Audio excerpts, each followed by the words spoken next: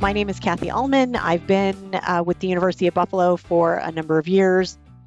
All right, so this is what we'll cover quickly. I'll talk about a little bit about me. I'll talk about how I got to the point where I came up with this idea for the talk. We'll talk about some assumptions defenders make that are problematic, and then how we can kind of change our perspective in a way that is useful, and then I'll wrap it up.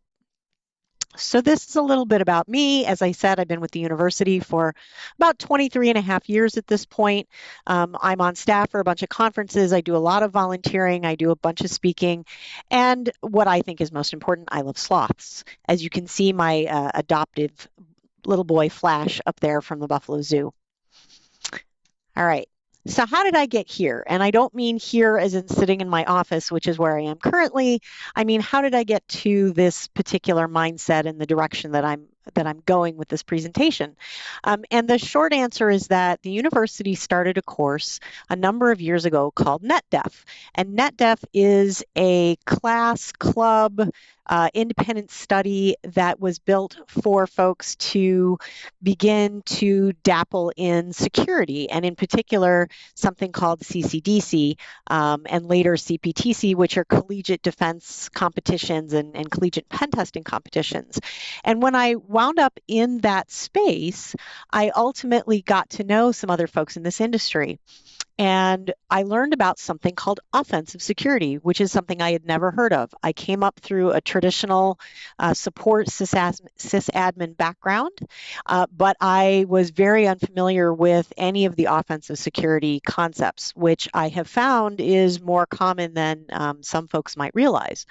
So I got to know some people in the business who do work in that side, and I said, how do I learn more about offensive security? And they said, you should attend a B-Sides. And I said, what the heck is a B-Sides? And they said, it's a security conference, and it's a little different because they talk about both offensive and defensive, and they do a lot of talking about offensive stuff. So I said, all right, and I signed up and I attended my first B-Sides, which was B-Sides Rochester. And this was quite a number of years ago at this point.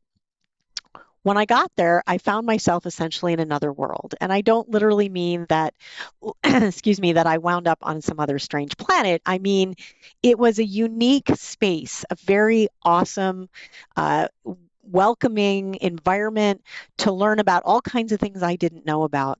And for me, it was very much like a Matrix experience. So for those of you who are familiar with the Matrix, it was as if I took the red pill for the first time. But essentially, I was introduced to this other side of security that I didn't know existed. As a sysadmin, I knew all about patching, I knew about vulnerability scanning, I certainly understood the idea of least privilege and account management and those kinds of things, but I didn't understand anything about testing any of the protections that were in place. That was all new to me. So when I'm talking about defense versus offense, I'll give you just a second here to read this, but this is what I mean by defense. So it's this idea, folks like me, who are going to defend an organization against these threats. When I talk about offense, I specifically am talking about folks who actually test those defenses, right? I'm purposely avoiding the usual words we see, red team, pen testing, those kinds of things, because there's a tremendous amount of contention about the differences between them and what one specifically means over another. And while there's some important information to be gleaned from those names and the different kinds of things they do, at this level, it really doesn't make any difference. All that matters is that when we're talking about offensive, we're talking about testing those defenses in a variety of different ways. One of the ways that I find to be very useful in terms of explaining to people the difference between offense and defense is to provide a hardcore example. So for example, I say, okay, let's pretend we're building a web server. And from a defender's point of view, this is what the defender sees, right? They install the operating system, they fully patch it, they update the firmware, all the best practices you can possibly think of. They do their configurations. They make sure a host-based firewall is in place and it's blocking all the things it should. You do a vulnerability scan to make sure you haven't left any unintentional holes open, document everything. And just imagine if I've left anything out that this includes every best practice you can possibly think of. I know as a sysadmin, when I finished building something like this and I finished all my documentation, until I was alerted to the fact that there was, say, a vulnerability in a piece of software or hardware, I was done. And I didn't really think much about it. The difference here is that your offensive security folks take a look at that same box. And instead of seeing all the protections you have in place, they see, port 80 and 443 are both open. What can I do with that? Or maybe you only have one or the other. But the point is there's a port open because otherwise it wouldn't be much of a web server. And they start to wonder what they can do with what is available to them. So they're looking at input fields and what you can do with those input fields, any hidden fields that are there, any ways that site interacts with the machine itself. Can you traverse a directory? And perhaps the most important thing is the relationship it has to other systems in your environment. So maybe they can only get access initially to this particular system, but it's sort of curious as to where else they could go from here. Defenders often don't think about those relationships. So I find this particular quote from John Lambert to be particularly useful for that purpose. Defenders think in lists, attackers think in graphs. As long as this is true, attackers win. So what does he mean by this? Well, he doesn't literally mean that attackers have to think in graphs. What he's talking about here are relationships. And one of the tools that I think is very handy for recognizing these relationships is a tool, if you're not familiar with it, it's called Bloodhound, and it is developed by an organization called Spectre Ops. And this is a screenshot by one of their employees, Andy Robbins, whose handle is Waldo. Who I had the privilege of meeting this past year at DEF CON, which was fantastic. But this illustrates some relationships between initial accounts and what groups they're members of, and ultimately how you can get from a user perhaps with nothing, no special permissions at all, and get all the way to domain admin. Defenders don't think about these relationships. They're very busy thinking most of the time about making sure that operational things are working correctly, that basic checks are done, but that's it, and that's problematic. So we're going to talk briefly about some assumptions. I'm purposely keeping these brief. I often get a lot of questions about these assumptions, and I will be happy to answer anything that I can for you when I get to Discord later. But here we go. So this is one of my favorites, and it's this idea that, okay, defenders are taught all the time, just break the kill chain, right? So if you can stop an attack at one of these places, whether it's recon or weaponization or delivery, if you can stop it, you're good. There's this little problem though. The problem is a good attacker is going to go, all right, you stopped me here. Now, how can I get in another way? So just because you are successful at breaking that kill chain once does not mean you're good to go. It means you probably should start looking for other avenues that they're going to take. This is another example of an assumption. We have EDR or antivirus. We're okay. We're safe. We have the world's best, whatever it is, fill in the blank. And I know some of you out there are shaking your heads because every time I hear this, I shake my head, but I hear this. I hear this and it bothers me. Just because you have these tools in place does not mean you're safe. They can be bypassed and disabled. There's actively folks who do research against every single type of security product that's out there. There are groups that specialize in, say, a defender for endpoint, for example, and that's what they do. They do research to find out how to get around it. And I'm not talking about the folks who are doing this necessarily in offensive security, although they also do it, but attackers will create entire groups to do this sort of thing. It doesn't matter whether you have tamper protection or heuristics in place, all of that is irrelevant. Now, that's not not to say you shouldn't have these tools. These tools can be very beneficial, but you need to recognize their limitations. There are things that EDR and AV won't even see. For example, the things I have listed here, and in particular, something like lol bins. And for those of you who are not familiar with lol bins, they are living off the land binaries. They are part of the operating system and the built-in files that are used by the operating system, and they're being used in ways that perhaps they weren't intended to be used, but they have this additional functionality. And the cool part is, if you're an attacker, the tools are readily available for you. So all you need to do is get on a system, and voila, now you have some neat ways to do things that defenders can't see. Active Directory abuse is another one where attackers go after AD all the time. And just because you have AV and or EDR installed doesn't matter, because they're going to get around that. And more as we move to the cloud, that becomes more problematic. So here's another example. Don't worry about it. We have a detection for that.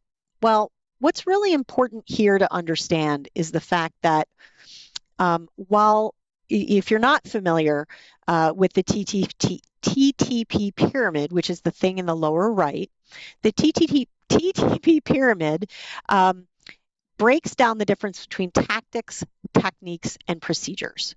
What's important about this is that these come from MITRE ATT&CK, which I'm sure you've heard of before. If you haven't, spend a minute and just read up on it. But it's just a guide for classifying and describing these attacks and intrusions. What's important to understand is that tactics are just the goal, right? We're going to steal credentials. Techniques are how we're going to achieve that goal. So, for example, dumping LSAS memory, and I know the last talk mentioned LSAS involved there too. But what techniques don't tell you is how you're going to do them. So the specific technique, how that technique is carried out. So to dump LSAS memory, for example, you can use something like proc dump, you can use task manager, there are DLLs you can use. Com services DLL is one of them. What's important to understand about detections is that most tools detect at the technique level, and that's fine if you understand that's a limitation. So the thing on the left-hand side shows a heat map, an MITRE ATT&CK heat map. And what this is supposed to illustrate is where you have your detections in place, and maybe what areas you need additional detections for. The problem is, what does green really mean here? Because we're talking about just techniques, and there's a bunch of different ways we can do a technique, as I just illustrated, right? The technique is dumping LSAS memory, but I've mentioned 3 different ways to do that. If I can detect one of those, fabulous, but what about the other 2? So these heat maps, while they seem really useful, relying on them can be problematic. So again, it's not that we don't want detections in place. It's not that having, things that recognize a particular technique is being used is bad. It's that there are limitations and we need to recognize them. So here's another example. It's this assumption that our tools work as designed. We buy these tools, we install them, we implement them, and we often think, great, we're getting all this information. This tells me when something bad is happening. I've configured it all. Fabulous. The problem is many of these tools don't work the way even the vendors claim they do. Sometimes the vendors don't even either know or acknowledge the fact that these tools do not work as designed. One of the researchers who's done a bunch of work on this is Will Dorman, and he in particular spends a lot of time looking at dangerous drivers. And for a long time, Microsoft's block list for drivers wasn't even enabled. It has since been enabled, but it's still very limited. How it gets updated is still questionable. The attack surface reduction rules are supposed to be able to just block vulnerable drivers from disk. Guess what? None of these things work the way Microsoft claimed for a long, long time. Even when he called them out, they didn't work that way. So just assuming once you put these things in place that it's doing what it says it does, we can't make that assumption. We need ways to test. So here's a second sort of piece to this, and that is Defender for Endpoint in particular. Olaf Hartung, who again I had the privilege of meeting this summer, which was fabulous, has done some amazing research. And one of the things that he discovered in looking at MDE was the fact that, and this is true for pretty much any sort of tool that's going to do EDR, it relies on telemetry. It relies on obtaining information about your systems and perhaps your network in order to trigger whatever behavior is supposed to happen. Here's the problem with that. What if it's not getting all the right telemetry because by default, it's not configured to do that? And what Olaf discovered was there are a bunch of features that if you don't turn the logging on for, you're not going to get those events by default. So for example, scheduled tasks, USB devices, and firewall events, by default, not enabled in the registry. And because they're not enabled, MDE only gets a part of what it's supposed to in order to trigger what needs to be triggered for it to either alert or block, depending on exactly what it is you're trying to do. So this is another one that I shake my head at, and some of you probably are too, but there are people who believe because we have MFA, we're good to go, no problem. That's a bad assumption as well. Because you have MFA, that does not mean that there aren't ways to get around it. Certainly, we've seen more and more MFA fatigue, right? With push notices in particular, we see that folks just get tired and you push, and people are tired of seeing it. And so they either think to themselves, oh, I must have just forgotten, or they just don't want to see it anymore and they click OK, and then the attacker's in their account. I mean, this happens all the time. There's also issues with configuration. When legacy protocols are still enabled, all bets are off. So if you have those legacy protocols and you don't have them turned off, then it doesn't matter if I have an MFA, I can just go around it by using legacy protocols. And that's very common, especially in cloud environments. Passcodes are another issue that I found a lot of people don't realize. Almost every type of MFA that uses some sort of app gives you passcodes so that if something were to happen, you have a way to get back in. So, your device breaks or whatever, you have another mechanism to get in. The problem is these passcodes don't ever expire until you generate new ones. So if someone leaves them laying around, or you left them, let's say you save them as a document on your system and your system gets compromised, those passcodes are good till you generate a new set. All bets are off. And there's also direct, straight attacks against MFA. AITM attacker in the middle, right? There's some great attacks that do that, passing the cookie, and of course, good old-fashioned social engineering. There's nothing in the whole world like just, asking people for information and they're trying to be helpful, and voila, there you go. Because folks in defense tend to make assumptions and they tend to look at the world in this, more list-related way, I have argued that really a new perspective is needed. You don't need to be a sloth and you don't need to be upside down per se, but that is basically the idea there. And what I propose is an immersion in offensive security, because here's the cool bit. Offensive security people, they know how attackers work because that's what they do. So for those of you who are not familiar with offensive security at all, I've provided this slide to just kind of walk you through what that looks like. They target, they look for initial access, they're going to try to find some kind of persistence. Once they're in and they're solid, they want to keep going, right? This is where those relationships come in. How can I get from here to there now that I'm in and I'm solid?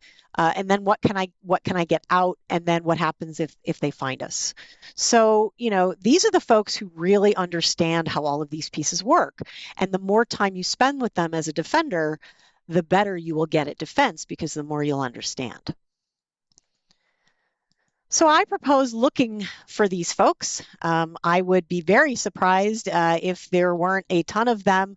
There might even be some actually watching this webinar because some people wear both hats. You never know. But Security B-Sides, if you're not familiar with them, they are smaller, usually local conferences. They're worldwide. They're absolutely amazing. Again, that was my first experience with OffSec. And note, that conference that I went to all those years ago, I actually now run, and it's B-Sides Rochester in Rochester, New York. But there's other security conferences. I'm sure I don't need to plug Wild West Hackenfest. I'm sure everybody on the team has been doing that right along, but certainly that's another one. But you can also find them at, security meetups and makerspaces and all these other things, DEF CON groups, even online communities as Antisyphon and Black Hills has, and many other organizations, and even within traditional security communities. Don't think that just because, oh gee, I'm only a member of a traditional Infosec ISSA chapter, that there might not be OffSec folks there, because it's important to sort of understand and get around in all of these different areas. It's also important to get some training if you can. And, I want to make very clear, I am not proposing that you need to get a second job. I'm not proposing that you need to suddenly, immerse yourself so far into offensive security that you're not really doing defense anymore. It's just important to understand how they do things and ultimately how they think, because that's really a hacker mentality, right? And many of us already have that mentality. That's sort of how we found ourselves in computing in the first place. But the more you spend time around these people, the more it will make sense to you. So there's some great trainings. Conferences have trainings. As you can see, I've listed a bunch here, including, of course, Wild West Hackenfest. Antisyphon offers some fantastic stuff. All these different places. There's online options for those of you who, it's difficult to get away, even on the online, and higher ed offers a few opportunities. You got to be careful. I'm not a big fan of the places, and I will include the stuff that goes on here at our university.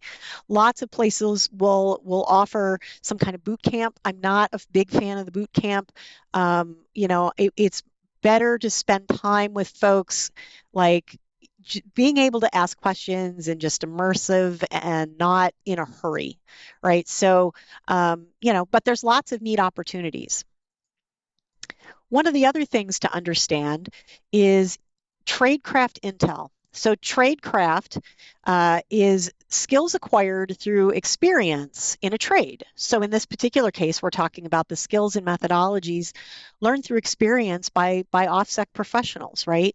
So how do you learn how they do what they do and how they think about it? Well, look at the people who do the research for this stuff. So Project Zero is Google's researchers. I've Rapid7's Attacker KB folks.